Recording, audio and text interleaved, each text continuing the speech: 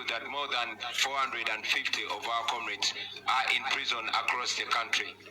They kept picking them right from when we started the campaigns. I want to thank those that we move with, the foot soldiers, the fellow leaders, for the resilience. We sympathize with many of you that have been beaten and brutalized.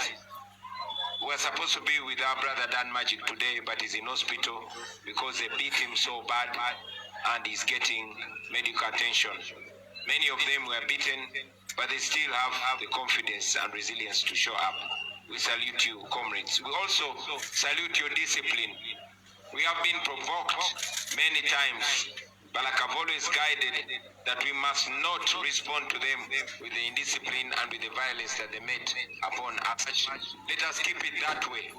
Let us keep disciplined because the world is watching us. Let us keep continuing to deny the regime any justification of brutality towards us.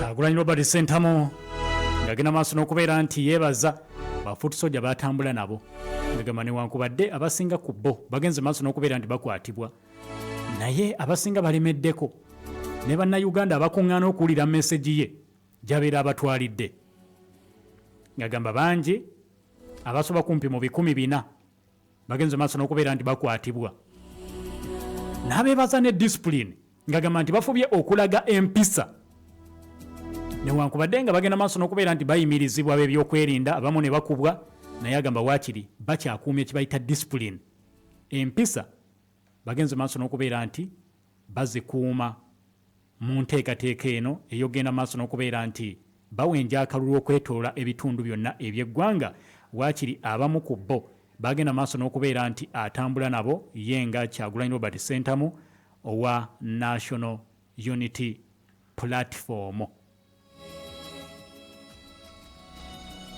Kyagulanyi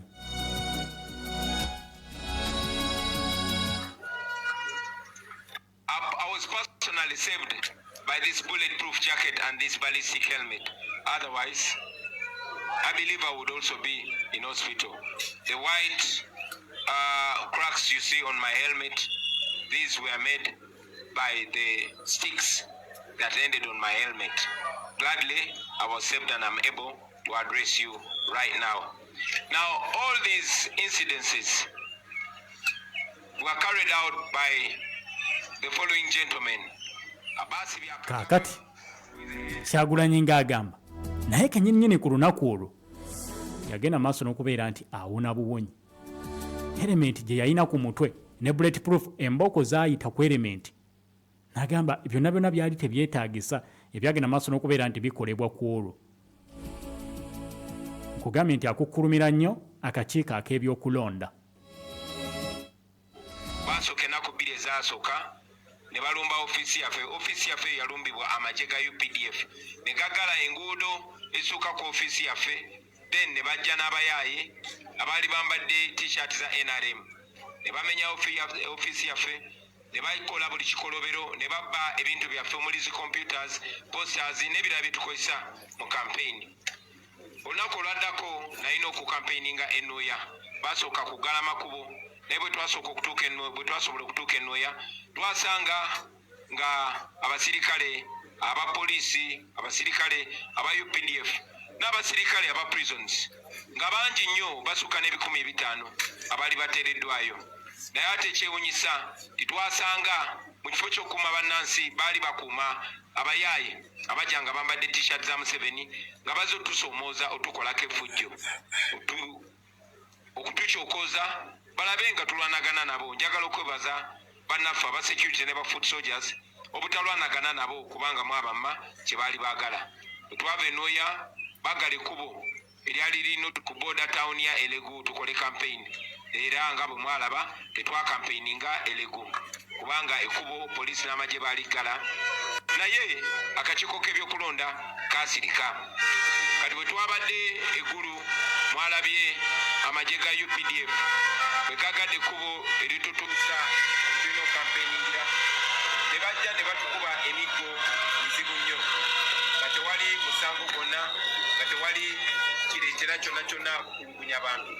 Bino babikoze nga mawulire galaba, babikoze nga akakiiko k'ebyokulonda kalaba, era abakwatibwako ensonga eno emwami byabakama, emwami byakagaba, emwami byabashaija ne mwami Frank Mwesigwa akuli ebikwekoto mu poliisi. Kyagulanyi Robert Ssentamu agamba bingi bibadde bijja bitambula mu nnaku eziwunzikiddwa nga akakiiko k'ebyokulonda kabiraba naye kadde tekanaba kuvaamu kigambo kyonna. Jjukira bino abyogedde ku makya ga lunaku lwaleero n'akakiiko k'ebyokulonda statement efulumya makya ga lunaku lwaleero ne poliisi statement efulumya makya ga lunaku lwaleero. Ekyenjawulo nti ku mulundi guno Kyagulanyi yagenda maaso n'okubeera nti apiininga ebitongole by'ebyokwerinda ng'agamba bamulemesezza okubeera nti akuba kampeyini ze. Akakiiko k'ebyokulonda yagamba akavunaana kusirika ne watabawo action yonna gye kagenda maaso n'okubeera nti kateekinga eri strong ku bino ebigenda mu maaso. Poliisi egamba ebyejjusa byonna nga ebyagenze maaso n'okubeera nti bibeerawo nga statement yaayo bw'ogiwulidde. Kyagulanyi agamba isi ebeeko kyegenda maaso n'okubeera nti ekola, otherwise ebigenda maaso mu campaign abantu babiraba naye eyo tennaba kuvaamu kimala kugenda maaso n'okubeera nti etaakiriza embeera.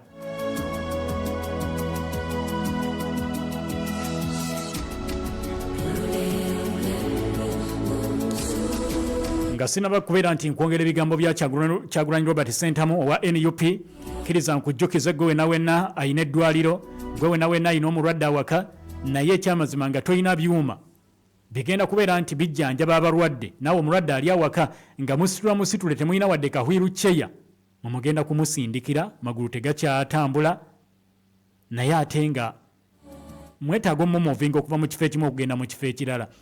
Bannaffe aba Remo Medical Solutions bano basangibwa wali eri Mpererwe ku luguudo lw'Eggayaaza ku kizimbe ekimanyiddwa nga Platinum Heights nga tonatuuka ku Doctors Medical Center. Bagamba balina branch ne mu kibuga ky'eggwanga ekikulu Kampala ku luguudo olwa Bombo opposite National House, nga bano bakugu mu kutuusa n'okutunda ebyuma by'amalwaliro eby'omulembe okugeza nga wheelchairs, obugaali obwo obwabaliko obulemu babulina. Balina hospital beds, ebyo bitanda bya mu ddwaliro.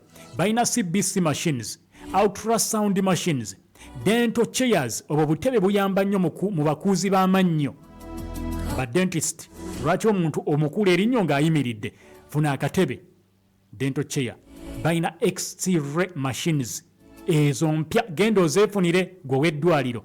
Eddwaliro terina X-ray. Oxygen cylinders bazirina mu bungi. First aid boxes, walking sticks, centrifuge, kw'ossa ne blood bank fridges. Mubeere n'etterekero ly'omusaayi ku ddwaliro nga mukolaganye n'aba Remo Medical Solutions.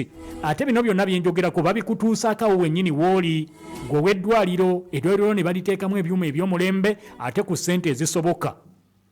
Omuntu agenda otuuka mu ddwaliro okumujjanjaba ng'ekyamazima abiriivingiramu ekyo kye mumuwa.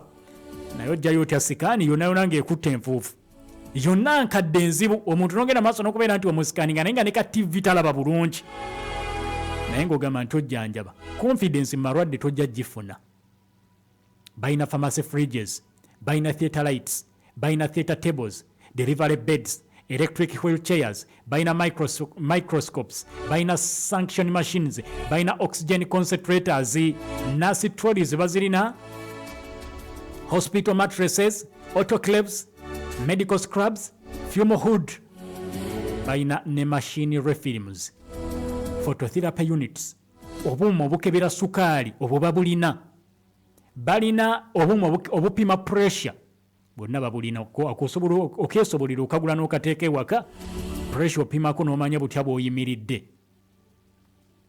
Genda ogula ebyuma bino ebiri ku mutindo mu Remo Medical Solutions ng'obakubira ku nnamba y'essimu babikutuuseeko naawe wennyini w'oli ku nnamba eri 0755 47 65 0755 47 65 87 0755 47 65 87. Waakiri omukadde oyo alumizibwa amagulu omufunire kahwiru kyeya ak'omulembe akatagenda mukuba kigo. N'agamba kijja kuluma nnyo nga jjajjaawo agudde n'azirika ng'ate mulwadde nti kiki nti akagaali kamukubye ekigwo obadde okasimbye keetegudde simanyi obadde omuvuga ate ne kamusulika genda weefune wheelchair eriko nga ya mulembe.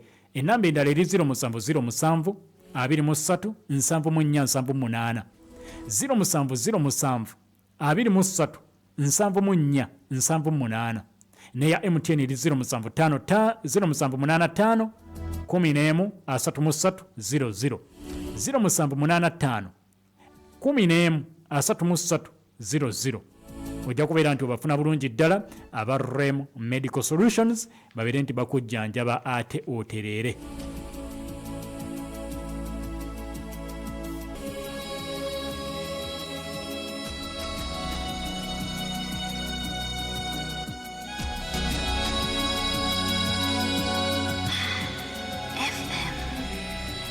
Yes, ensonga za Kyagulanyi Robert Ssentamu zikyali mpanvu naye kkiriza tuwumulemu katono nnyo bwe tuti tukomawo awo wenyini we tugenda okutandikira mu ddakiika ezijja mu maaso gwe ngenda okujja nkutwale mu ggwanga erya Benin omanye ebyabaddewo.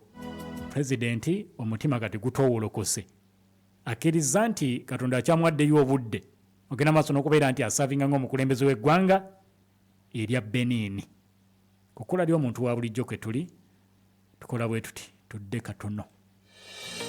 Owange nina embuuzi yo olunaku lwe nazuula buto wa Fortune Gold namanya nti nfunye gold enfumba yange teddangamu kubeera kyekimu eddekende akawoowo n'essanyu nga nfumbisa buto wa Fortune Gold. Buto wa Fortune Gold asiddwamu ebirungo byonna eby'omugaso agira mu bipimo eby'enjawulo era asangibwa mu maduuka ne supermarket zonna ezikulinaanye. Fortune Gold Vegetable Cooking Oil akolebwa ba Bidco Uganda Limited.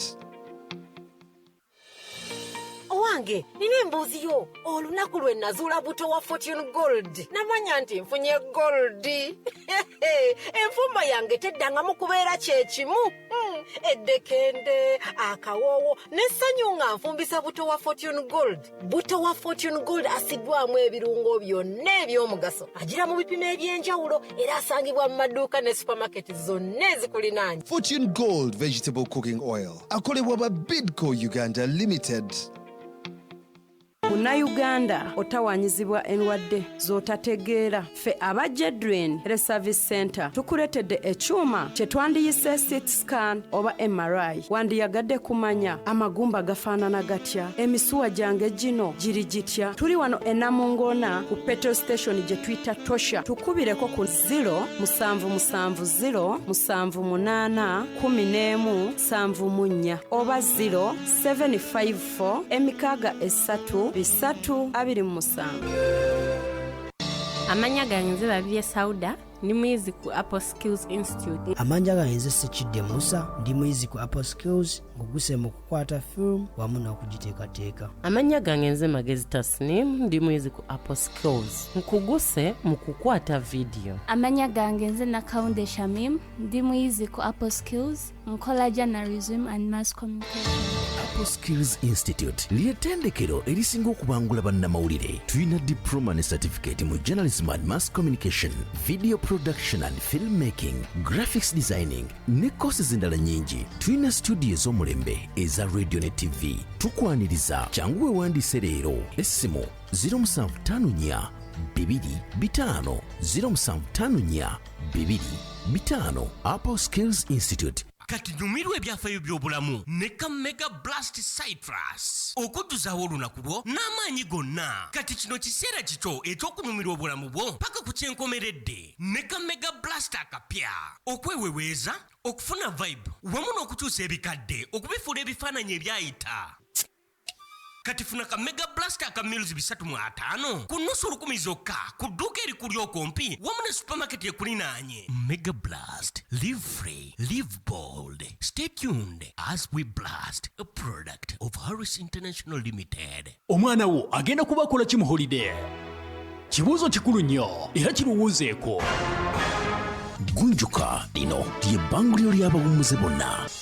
Gunjuka ne Power of Africa Radio akomyewo nate okuva ng'ennaku z'omwezi 13 December paka nga 28 December 2025 ku Zainabu Campus of Landing Site ku Mityana Road mu tawuni y'e Kisamula nga wakava e Buloba nga tubangula omwana wo ali wakati w'emyaka 10 paka ku myaka 18 mu nneeyisa eddiini enkola y'emirimu okuwa abantu ekitiibwa n'obukodyo obugenda okumufuula omuntu ow'omugaso.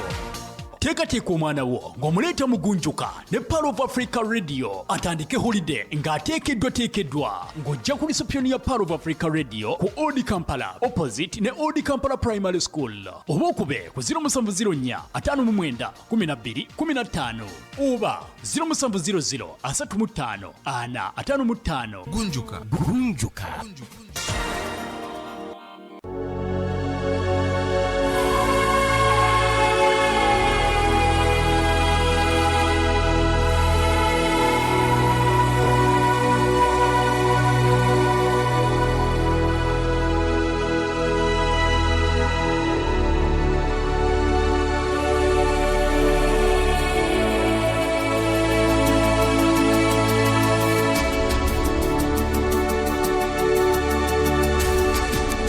Kula ly'omuntu wa bulijjo ye 107.9 FM. Njagala kumaliriza nsonga za wano ndaba kadde kagenda kutwaliko mu ggwanga erya Benin gye tujja okuva tujja gendako tutegera ebifa mu ggwanga wakati wa Thailand ne Cambodia. Abantu batandise okudduka okuva ku nsalo erinaanye Cambodia n'eggwanga erya Thailand olw'okubagana okw'amaanyi okuzzeemu wakati w'amawanga gombi Thailand Cambodia. Soke tumalirize ebya wano Kyagulanyi akyemulugunya. Ekitongole ky'ensi yonna ebitongole bino byanjawulo kuliko ekya East African Community kuliko African Union ne UN era ne tubasaba bayingire mu nsonga zino baleme kulinda abantu kutemulwa balyoke baveeyo bavumirire ettemu erikoleddwa ku bantu ng'ate balabye bebize bitandika. Tumanyi bulungi nnyo bibateekateko tukolako obulabe era twagadde mwe bannamawulire mukimanye nti bino byonna bye bakola baagala tusindikiriza kulaba nga tulwanagana nabo. Eri bannayuganda mmwe abatuwuliriza twagala obbazaamu amaanyi okubagamba nti bino babikola okubakakanya okubamalamu amaanyi babikola tusobole okupowa tusobole okupondooka. Naye nze mbagamba nti bino byonna bye mukoze twandibadde twagwamu dda amaanyi. Mwaleeta abasirikale ba poliisi ne muleeta abajaati ne muleeta aba UPDF muleeta aba prisons muleeta abayaaya abatukolako ebikolobero. Bwe twali e Masaka mwatusuulamu n'enjuki naye tuganye okuwanika era tetugenda kuwanika. Mwena bannayuganda abatulaba eyo njagala mumanye nti kati protest vote gye twogerako kino kyetegeeza. Kyagulanyi Robert Sentamu wa NUP agamba byonna babikola kumumalamu maanyi naye agamba yetagenda kupondooka. Masaka agamba babasuulamu enjuki enjuki zigende maaso n'okubeera nti zibaluma. Bw'avudde awo agenze maaso n'okubeera nti ayolekera ebitundu ebya Nakawa eyo press conference agibaddemu olunaku olwaleero. Agamba bawandiikidde amawanga ag'enjawulo ne bawandiikira emikago egy'enjawulo. Bawandiikidde East African Community ne bawandiikira n'emikago egy'enjawulo da international community yonna ku bigenda maaso mu Uganda. Bagamba ensonga zaabwe kati zaasusse ensalo baagala kuziteeka ku mutendera gwa nsi yonna ensi egende maaso n'okubeera nti eraba ebigenda mu maaso. Bw'avudde awo agenze Nakawa East ne Nakawa West. Nakawa West ye wali omwogezi, Nakawa West ye mwogezi w'ekibiina. Nakawa East avuganyaayo yamyuka omwogezi w'ekibiina wadde ye laale tagibaddeeko akyali luzira. Alex Waiswa Mufumbiro ali luzira kakati laale egenze maaso n'okubeera nti ebeerako obwakiri abeesimbyewo aba NUP abavuganya eyo okuli Nubian ayagala obwa mmeeya bwa Nakawa. Mulabyeko ku laale eyo era abadde ku mmotoka yemu ne Kyagulanyi. Jjukira abo ba mukwano kuva dda nga bakyakuba omuziki ba mukwano. Then ne Joel Ssennyonyi ye mwogezi w'ekibiina era leader of opposition. Olukuŋŋaano olwokubiri luli mu constituency ye. Ronald Balimwezo Nsubuga ayagala obwa Lord Mayor oyo naye abaddeyo ku lukuŋŋaano olwo. Jjukira naye yabadde akiikirira ekitundu kya Nakawa East constituency. ekisanja kye tuli mu kumalako kibadde kikulemberwa Balimwezi Ronald Nsubuga. Abantu nga Bashami mu Malende bonna bali kulaala ezo. Jukira ekyo kitundu kya Kampala oba division ya Kampala. Kakati bonna bakuŋŋaaniddeyo ogenda maaso n'okubeera nti basaba akalulu. Era nga n'olwaleero mugenda maaso n'okubeera nti akalulu bakanoonya. Basoose kuyombaganamu n'ab'ebyokwerinda. Ne bagamba lwaki ffe mutuyimiriza ate bali temubayimiriza. Poliisi waddewo weebaluŋŋamya bagamba muyite wano awo temuyitawo. So kati ali mu bitundu bya Nakawa West ne Nakawa East olunaku olwaleero. Kakati tuba twolekera okufuluma eggwanga lya Uganda. Tugendeko Pulezidenti gyali mu kussa ekikkowe. Mutima gwadde gumukuba nga gukirako gwakanyonyi akakwatire mu ngalo. Pulezidenti w'eggwanga erya Benin yavuddeyo n'agenda maaso n'okubeera nti yeebaza ebitongole ebikuuma ddembe okuli amagye kw'ossa n'aba intelligence bonna ebitongole ebikessi olw'okumuyamba ogenda maaso n'okubeera nti asigala ku ntebe y'obukulembeze bw'eggwanga lino. N'abagamba thank you for remaining loyal to me. Mwebale kusigala nga mukyali loyo gyendi nabadde mmanyi ŋŋenda. Bamuyita President Patrice Talon akulembera eggwanga erya Benin. Yavuddeyo ne yeebaza amagye olw'okumuyamba okudefeatinga attempted military coup endala mu West Africa. Era ono agenze maaso n'okubeera nti awera nkolokooto n'agamba nti bannamagye bonna ababadde baagala okubeera nti bawamba obuyinza bagenda kubonerezebwa ne sekubonerezebwa yenna.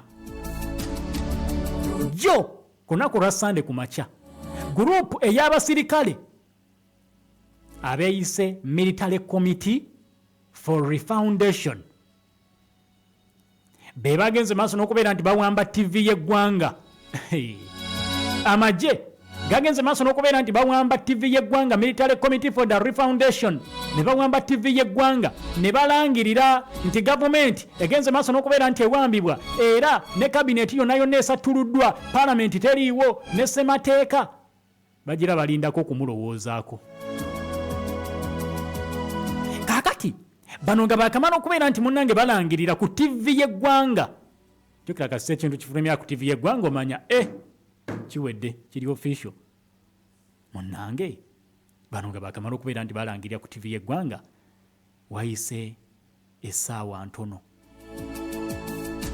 Minister of Interior n'agamba ekiwamba buyinza kisaziddwamu. Bamanyi bamuwambye bamugyeko badde bali awo. Minister of Interior n'abagamba ekiwamba buyinza kiyimiriziddwa badde bagala okubeera nti bawamba tubayimiriza. Kati abantu ba bulijjo basaasire bambi mu ggwanga erya Benin babadde abamu batandise okwesiba ebisenso banyenyemu ku mazina naddala b'oludda oluvuganya. Bagamba omusajja bamuwambye tumuwonye agenze. Badde bali awo Interior Minister najja n'ayogera ebitaabawoomedde ababadde basanyuse ate ababadde baweddemu amaanyi ng'emitima gibakuba bagamba tuddawa omusajja baba bamuvuunise tuddawa. Mitima bambi nga bannyogoze abamu beekwese bayingidde dde obuyumba bw'embwa. Badde bali awo statement n'efuluma okuva wa Interior Minister nti ekiwamba buyinza bonna babadde bakwatiddwa era eggwanga likyali mikono gya President Talon. Endulu neera ya ku street abawagira President Talon ate abo opposition ne bennyamira. Kati mu kwennyamira balindirira nkugambye Sande yabadde ya bunkenke mu ggwanga lyabwe. Esaana ensooka ziyitawaawo TV y'eggwanga byeteekako tebitegeerekeka ezannya oluyimba lw'eggwanga etaddeko ebintuntu balinda bagamba tomanya bannamagye bayinza okudda ne babako kye batugamba balinda bannamagye abawambye Military Committee for Refoundation nga badda nga abasajja tebakomawo bagamba bano bakuttewo ate batugambye bawambye eggwanga ate kaakati tulaba TV eriko birala. Abantu ne balinda bwabadde buwungeera ne bateeka waliwo ekipi ekijja nogamba tulinde tulabe ekijja.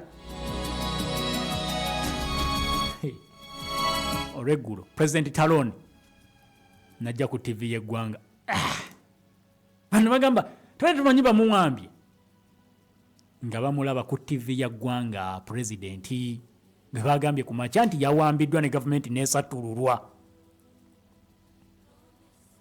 n'ayogerako gye bali nabagamba I would like to commend the sense of duty of our army and its leaders who remained Republican and loyal to the nation. Njagala okusooka okwebaza bannamagye abakoze omulimu gwabwe n'abakulembeze baabwe abasigadde nga bakyali loyal nga bakyali beesimbu bakyali beesigwa eri eggwanga lyabwe. With them we stood firm, recaptured our positions and cleared the last pockets of resistance from the mutants. Nga tuyimiridde wamu ne bannamagye tusobodde okuyimirira obwesimba ne tuddamu ne tukwata enfo ez'enjawulo ezabadde ziwambiddwa ne tukiriyalinga emikwesese n'ebitundu ebyenjawulo obufoofofo bwabadde bulimu resistance. Ba mutants bannamagye babadde beesuddemu jjulume nga baagala okuwakanya system mwe babadde beekukumye.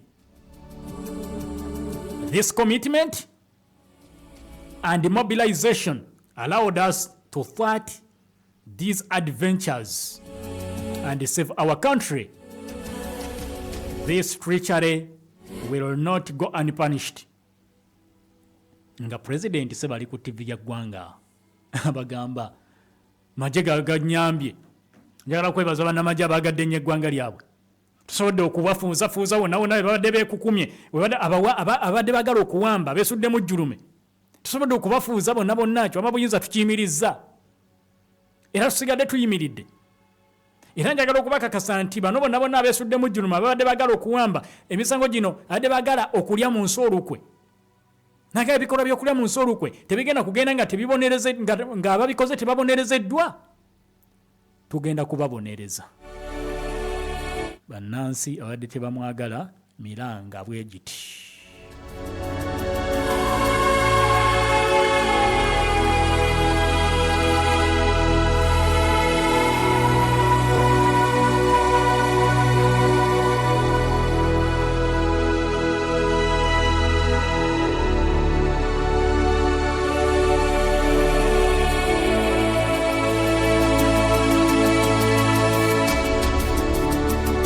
Nange President Taloni n'abagamba bannange njagala okusaasira eggwanga lyonna olw'embeera ey'obuyinike mwe babatadde, embeera ey'okutya abadde badduse nga mufunye ekyekango, njagala okubasaasira. Everything will be done to find them safe and sound. Ba victims ab'ekiwamba buyinza kino jukira bannamagye bagenda okujja okuwamba nga waliwo be bayinako ekikuku. Kanaye bw'omanya nti oyina omusango gwe wazza olina kwekweka mu ssubi. Kakati waliwo abadde bayingidde essubi ne babajjayo obujja nti ekiwamba buyinza kiyimiriziddwa. N'agamba bano tugenda kufuba okulaba nti tubafuna baveeyo nga bali safe and sound. Ababadde batidde ekiwamba buyinza kino tubeetondera. Tiwadde figures ez'aba casualties ne ba hostages. Kubanga amagye bwe gazza okuwamba nga bazza okuwamba TV y'eggwanga, of course ebeerako abakozi bangi ku bo baawambiddwa. Gamba mikono ku mutwe, mikono ku nsingo ne babawamba. Kati president teyawadde figures ez'aba hostages kw'ossa ne ba casualties ayinza okubeera nti bakubiddwa amasasi mu kiwamba buyinza kino. Bategeeza nti abasirikale 13 bagenze maaso n'okubeera nti bakwatibwa, naye tekiri kiriya whether eyabadde akulembedde ekiwamba buyinza kino Lieutenant Colonel Pascal Tigray, eyabadde akulembedde ekiwamba buyinza mu ggwanga lya Benin. Pascal Tigray tekimanyikiddwa oba ali omu ku abo abaakwatiddwa, but yeyabadde akulembedde Lieutenant Colonel ngayagala kuvuunika ggwanga. Amasasi gagenze maaso n'okubeera nti gawulirwa. Abasirikale balabiddwako nga bapatrollinga ebitundu ebyenjawulo eby'ekibuga. Ekibuga Cotonou eky'eggwanga erya Benin kyagenze maaso n'okubeera nti kibuna bannamagye nga batalaaga buli katundu konna konna ak'ekibuga ekyo, ng'emmundu bazikutte ng'abali ku front line abagenda okukuba essasi. Era kati embeera nzikakkamu mu kibuga ekyo Cotonou. Oluvannyuma lw'okulangirira nti ekiwamba buyinza kigenze maaso n'okubeera nti kiyimirizibwa. Sigino ku State Television and Public Radio zasoose ne zisalibwako. Baga musooke mulindeko. Radio eziri public eziri private but eziri public eza government. Bagambye bayinza okusaasaanya amawulire agatali matuufu. Tuyinza okudda wano nga ne radio bagenze maaso n'okubeera nti bagiyingiramu ne basooka ne bazisalako, kati bazizizzaako. Avannyuma lwa pulezidenti okwogera, Sigino baaziggyeko eza TV ne radio neevaako, TV neevaako nga tekuli kiriko, kati bazizizzaako.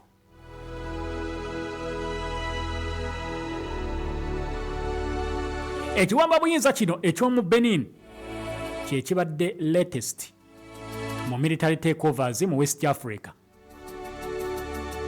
Okuva omwezi oguwedde, gavumenti namba yagenda maaso n'okubeera nti evuunikibwa.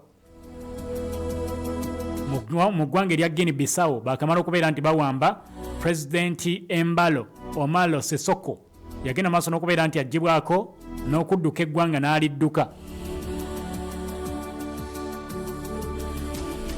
Oluvannyuma lw'aba opposition okwerangirira nti bawangudde, ECOWAS eyongedde okutuula amatiitiiri ku bigenda mu maaso mu kitundu kyabwe kyonna. Era gye buvuddeko yabadde yakamala okubeera nti eragira amagye okuva mu ggwanga erya Nigeria gabeere nti gadeployingibwa mu ggwanga erya Sierra Leone, Ivory Coast n'eggwanga erya Ghana. Balagiddwa ogenda maaso n'okubeera nti bayambako amagye g'eggwanga erya Benin okupreservinga constitutional order and territorial integrity of the Republic of Benin. Bagende maaso n'okubeera nti amagye ga Nigeria gagenda mu ggwanga erya Guinea-Bissau, then Ghana ne Ivory Coast bayambe Benin okulaba nti bannamagye bano ababadde baagala okuwamba tebadda, banyweze ebyokwerinda by'eggwanga. ECOWAS on duty kusevinga ggwanga. Era evuddeyo neeyogera ku attempted kweno negamba eri subversive ku will of the people of Benin. Si kwe kwagala kw'abannansi b'eggwanga erya Benin, kwagala kubamaamulako buyinza oba kubakwakulako buyinza na mukono gwa kyuma. Pulezidenti w'eggwanga erya Nigeria Bola Tinubu muzayi wakazi yavuddeyo ne yeebaza amagye g'eggwanga erya Nigeria olw'okuyingira mu nsonga z'amawanga ag'enjawulo. Era kigambibwa nti Nigeria, Benin yakubye essimu mu Nigeria nabagamba bannange kiri bubi. Basajja ba Nigeria be bayambye Benin babadde bagitwala, era be bali mu kuyamba Sierra Leone okulaba nti eggwanga teryonoonekera ddala. Bakkiriza okwogera ne bannamagye bali ne bannamagye abaakwata eggwanga. General Tanta eyakwata eggwanga erya Guinea-Bissau ye talirwedde kwogera. Kati Benin ye babadde balina okuyingirawo ng'obudde bukyali balemese ekiwamba buyinza kino okubeerawo. Okusinziira ku mwogezi wa gavumenti y'eggwanga erya Nigeria bamuyita Bayo Onanugu. Bayo Onanugu yabaddeyo n'ategeeza nti Benin's government made 2 separate requests for air and ground forces. Benin kasaba ategedde nti obuyinza buwambiddwa ku makya nga bali bawambye TV y'eggwanga. Pulezidenti kye yakoze, Pulezidenti Talon n'akubira Bola Tinubu n'amugamba muzeeyi, mbadde nsaba omperezeeyoko obuyambi mu bbanga, njagala y'ennyonyi, njagala n'amagye ag'oku ttaka ground forces.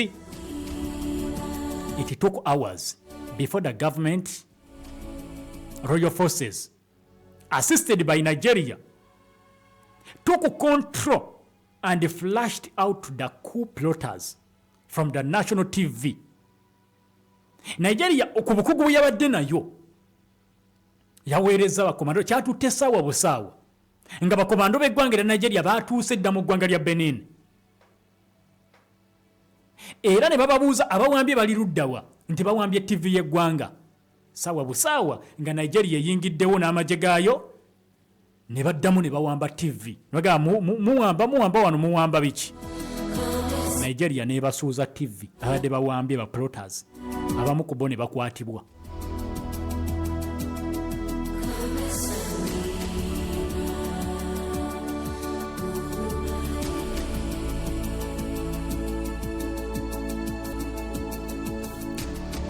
Eggwanga lino erya Benin okuba bwe bafuna obwetwazo okuva ku ggwanga erya Bufaransa bazze bafuna ebiwamba buyinza ebiwerako era baatawaana nnyo ne military coups emyaka egy'enkaaga. Eggwanga lyaddayo mu stable politics oba okubeera politically stable mu mwaka gwa 1991 era awo ne baleeta enkola ey'okufuga ebisanja ebibiri omukulembeze agende. President Talon abadde mu buyinza mu ggwanga lino erya Benin okuva mu mwaka gwa 2016 era ng'anaatera okubeera nti ate entebe y'obukulembeze mwezi ogwokuna ogw'omwaka ogujja ogwa 2026. Mu gwokuna ajja kuba stepping down kuba takkirizibwa kuddamu kwesimbawo ebisanja bye bibiri biba biweddeyo. Kakati ekibiina kye ekiri mu buyinza kigenda maaso n'okubeera nti kitembeeta eyali finance minister Ramud Wadagne okumuddira mu bigere bamufrontinge mu kalulu akaddako. Opposition candidate Renard Ogibojo yavuddeyo n'agamba nti si mumativu jjukiro n'akakiiko k'ebyokulonda kagenda maaso n'okubeera nti kamuwanduukulula mu kalulu. N'agamba eno enkola etambudde nnyo mu mawanga mangi y'okuwanduukulula aba opposition naddala ku bwa president. E Tanzania mwakirabye, mu Cameroon mwakiraba, mu ggwanga erya Guinea-Bissau gye bawambye obuyinza mwakiraba, mu Ivory Coast mwakiraba, ne Benin kyabaddeyo. Ono Renard Ogibojo be bamu ku abo abaggiddwako nga bagamba nti talina sufficient sponsors, talina bamusponsoringa kuvuganya mu kalulu.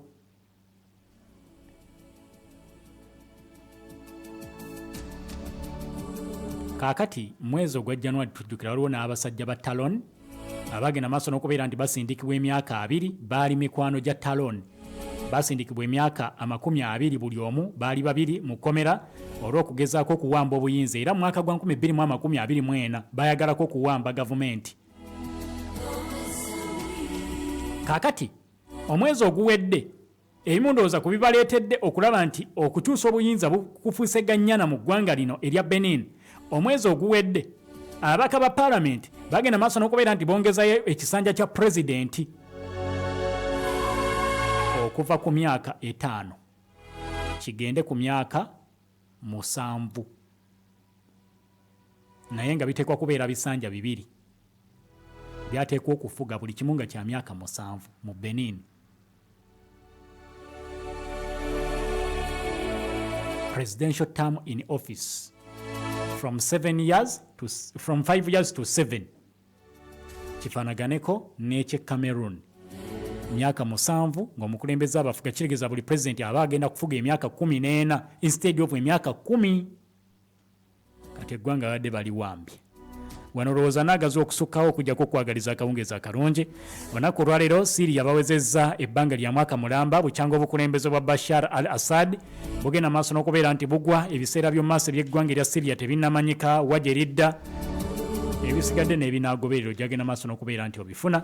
Nkujjukiza bannaffe aba For How International bagamba gendayo ku mitwalo 3 n'ekitundu zokka bagenda kuteeka mu kyuma bakebere general body check up omubiri gwonna bagukebere bategere bulwadde ki obukutawaanya otegeere ddala bw'oyimiridde ku sayidi ey'ebyobulamu abalina ne steam massage ng'eyo yammwe abalina obuzibu obw'emisuwa nammwe abaagala okusala amasavu bagenda kukuwa n'eddagala erigenda okuyamba ku kirwadde ekya sukaali pressure gwatazaala kw'ossa naawe alina obuzibu bw'amagumba n'endwadde ez'ekikyala kw'ossa n'ez'abaami nga prostate gland byonna bagenda kubeera nti babijjanjaba balina ne supplements ezizzaamu amaanyi mu basirikale ab'omubiri bakubire ku nnamba eri 0745 34 12 28 0745 34 12 28.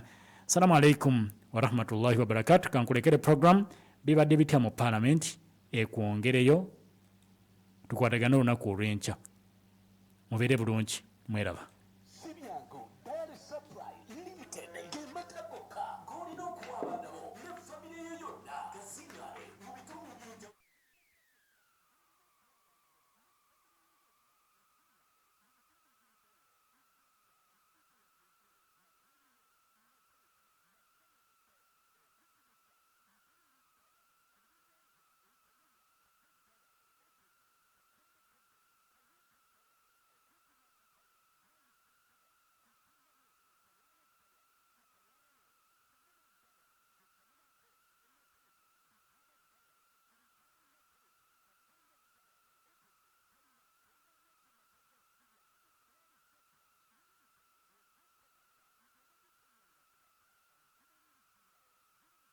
Kinana mumwenda asatu mutano nkaga munya Simyangu Diary Supply Limited.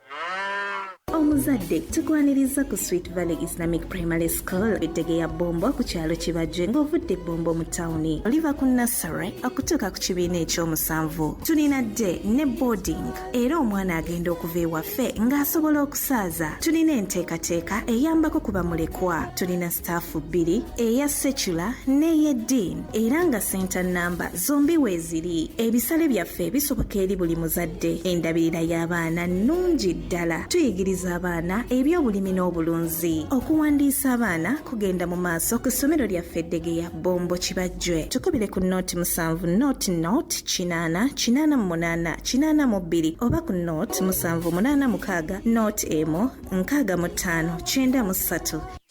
Jettech Security Uganda Limited ye company ehuwa obukuumi obw'obwannannyini. Tulina abakuumi abatendeka obulungi balina empisa ate nga bamanyi kye bakola. Tukuwa obukuumi ewakaawo ku bizinensi yo ab'amabanka n'ebitongole eby'enjawulo. Tukola okunoonyereza ku musango gwo ate mu ngeri y'ekikugu. Tukuwa obukuumi ku mukolo gwo ba bodyguard ne lead 5 7 11 10 Jettech Security Uganda Limited. Call on us and rest.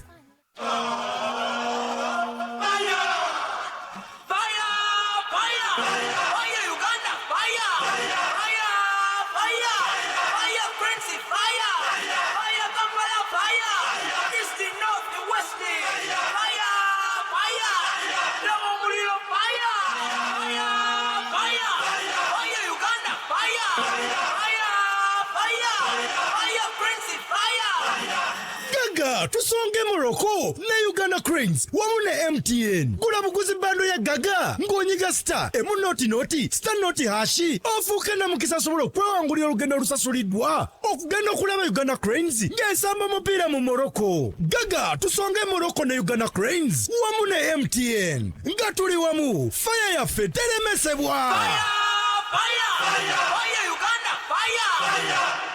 MTN. Amateeka n'obukwakulizo bigobererwa. MTN erungamizwa Uganda Communications Commission.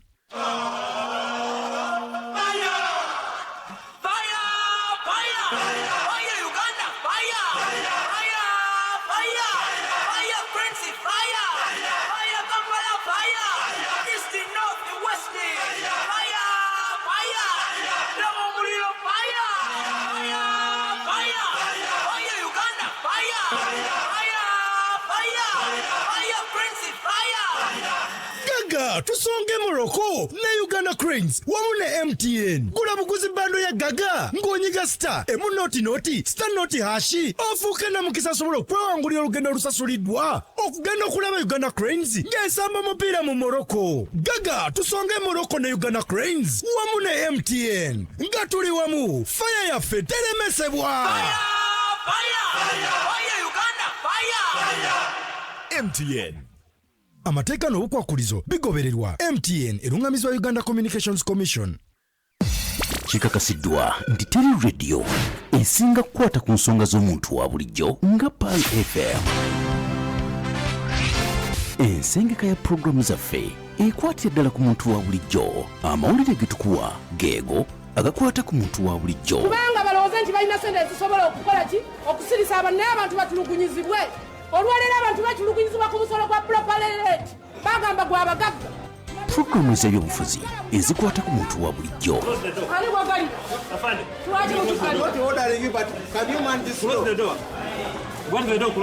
Ebyenfuna, ensonga z'okwekulaakulanya eri omuntu wa bulijjo. Pal FM ye radio efuula omuntu wa bulijjo omumanyi essaawa 24. Amawulire n'obubaka buli ssaawa ku radio y'omuntu wa bulijjo. 17.9 Pal FM ekkula ly'omuntu wa bulijjo. We report in depth. New video today from Israel's military claims to show. You tell us your side of the story. Hamas has underground tunnels and basements, but they sure know how Pal to torture. FM News and your world. Behind every statement, there is a bigger story. Get the bigger and real story. This is Pal FM, ekkola ly'omuntu wa bulijjo. Okutandikira ku nguudo z'ekibuga Kampala na buli kanyomero ka nsi yonna okuva ku nsonga